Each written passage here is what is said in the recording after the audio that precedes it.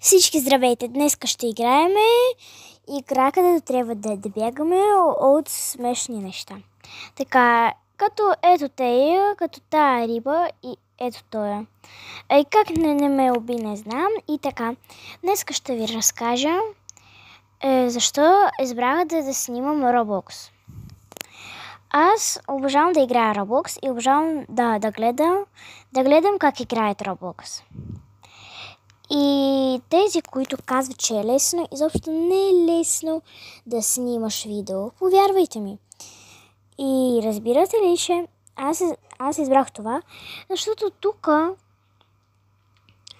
можеш да си направиш каквото искаш, без да плащаш, ако не е за VIP и така нататък и за облеклото. Тук, ако се плаща, значи се плаща за нещо. Ама за играта не се плаща и не се плаща. Има какво да се плаща и вие разбрахте, надявам се. И тъй като отдавна играя Roblox, още от 2022 година го играе. Не е толкова отдавна, тъй като той беше създаден 2005-2006 година. И това беше най-голямото събитие за мене. Ама аз тогава още не се родих, ама тогава беше голямо събитие. И сега аз не помня вече на коя дата излезе. И всички, които играят Roblox, на тая дата празнуват. И аз също. Например, тая игра също я обичам. Но не е толкова колкото е 3008, Brookhaven и тая мишката, с която вече имам видеото на канала. И тая игра се казва EZV, нещо такова. Скоро ще ви покажа как се казва. Тук бягаш от смешните неща. Ако искаш, можеш да застанеш зад такива светящите се и така. Това беше първата причина. А втората причина е защото така поне и ще имам да ме коментират, защото YouTube блокира да ме коментират това нещо, коментарите, когато ви виждат лице на дете. А в големите видео, тъй като аз имам не много нисък глас, не е такъв, а е обикновен глас, то YouTube мисля, че съм супер малка. Не съм супер малка. Това беше втората причина. Днес ще се опитам да ви намеря поне 4 причини. Ако няма да ги намеря, просто ще ви разказвам за тази игра, когато ще свърша. И още, че тук можеш да играеш каквото искаш. Това е третата причина. Тук можеш да играеш каквото искаш. И не ти трябва професионална камера. Трябва ти телефон, лаптоп или компютър. Аз не обичам да играя Roblox на компютър. И тук можеш да се снимаш с който искаш. Например, следващото ми голямото видео ще е с моята приятелка Ванеса. С нея вече имам видео, където бягаме от монстри и моята приятелка Теодора. Тя си направи профил днес, тъй като тя не знаеше как да го прави. По-точно аз си го направих. И по принцип много кой си мисли, че е сложно. Не е сложно. Има само 3-4 етапа. Първият етап е дата на раждане и така нататък. Вторият етап е как да се казвате. Това е много сложно. Най-сложното е как се казвате. След това парола много лесно и да изберете момиче или момче сте. Това не е обязателно, ама аз се избирам всеки път, защото то не ти дава никакъв скин, а просто си обикновено човече без коса и така нататък. Това беше четвъртата причина или третата? Четвъртата беше. Не, третата. И четвъртата, че тук защото когато снимаш обикновеното видео, то трябва да си направиш задния фон, да ти изглежда всичко добре, добре да се снимаш и така нататък. А в Roblox просто си влизаш, след това го записваш за запис на екрана, след това на последните секунди на видео ще ви покажа в кое приложение го правя това. Или не ви покажа, не знам. И това беше четвъртата причина. Третата е защото, например, сега аз си казвам аз си озвучвам, или как се казва това, видеото. И не трябва да съм в добър кадър. Защото разбирате ли, че сега, например, си играя по лаптопа и готово. И да знаете, че мисля да се направя моята игра. Ама още не реших дали ще дали ще не.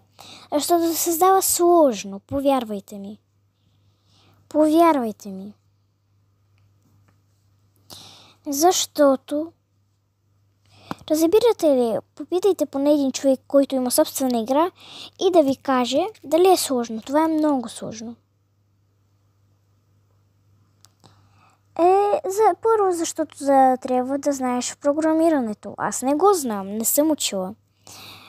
Второ, трябва да знаеш как да го правиш. Аз вече погледнах много видео как да го правя, ама и без това не разбрах. Първо трябва да изтеглиш Roblox Studio, ама не разбрах. И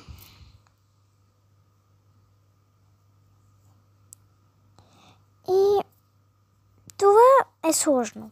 Да ви кажа това. Петата причина. Вече петата.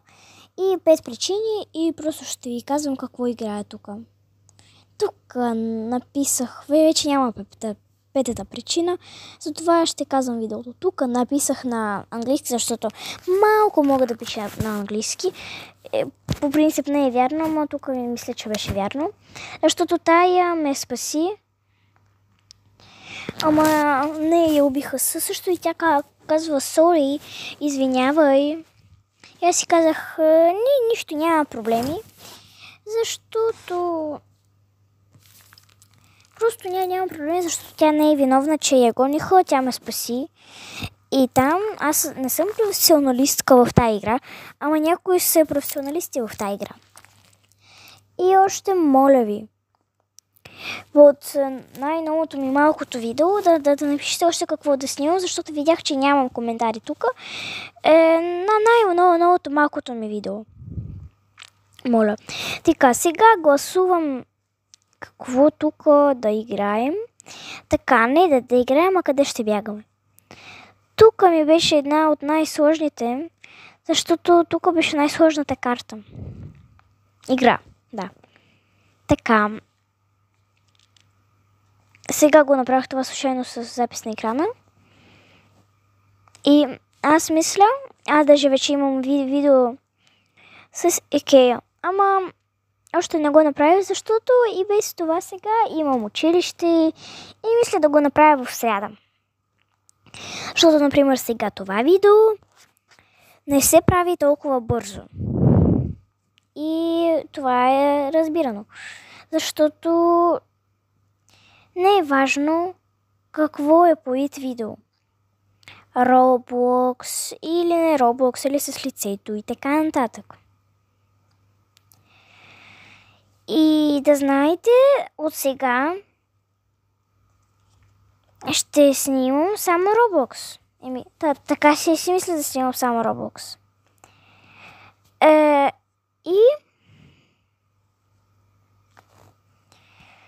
разбирате ли, че много искам да имам супер много последователи и когато ще имам супер много последователи, това е супер много. За мен е 1000 последователя. Ама разбирате ли, че, например, сега гледам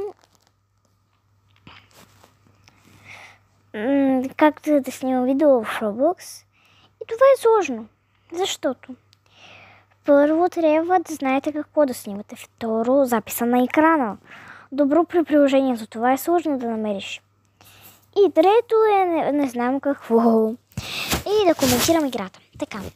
Тук просто се возих на асансьора. Не знам. Някога така стоя. Просто да разбера дали има до мен някакви монстри. И вече в последния момент се предадох и просто стоях докато ме гонеше смешната картинка. И така. Скоро ще свърши играта. И тук не е интересно как само стоя. И за това...